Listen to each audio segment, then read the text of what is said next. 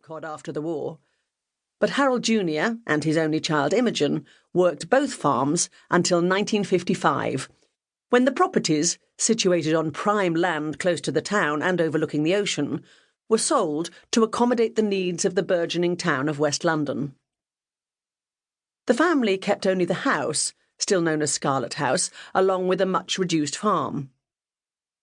In 1956, Miss Imogen Hastings married Harold Fitzroy, a high school teacher, and over the years she worked the small plot to provide for the family's needs and to sell the vegetables, considered by many to be the best grown anywhere in the vicinity, at local markets. She also cared for a few pigs, chickens, and goats who were almost like pets, until slaughter time, of course.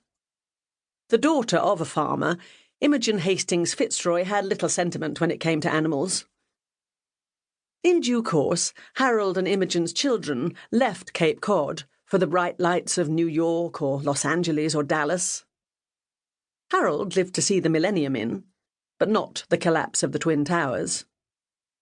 Imogen died at 85, the result of a fall sustained while attempting to wrestle a stubborn, pregnant pig into the barn.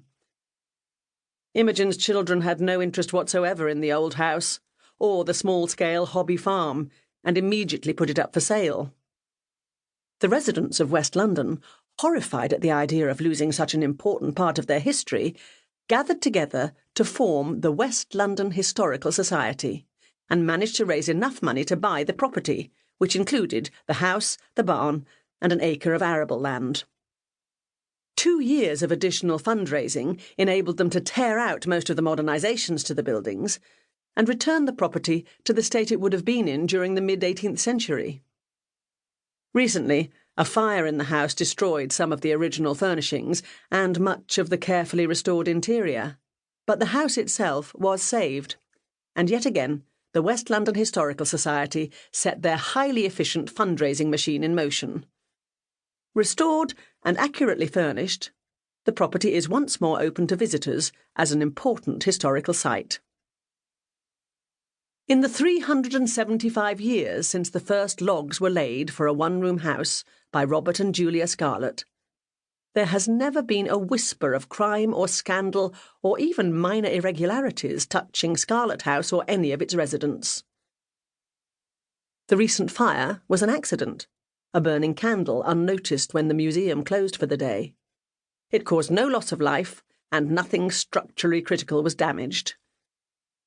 In an old house, in an old town, no one has ever sensed any paranormal forces at work. Until now. Chapter 1.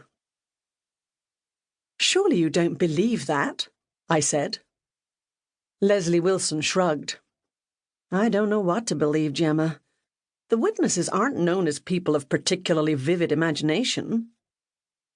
In the words of Mr. Ebenezer Scrooge, a bit of overdone potato, perhaps? Or more likely more than a bit of potato distilled into vodka?" "Apparently not." Leslie Wilson put down her teacup. "All I'm telling you, Gemma, is what I was told. I wasn't there."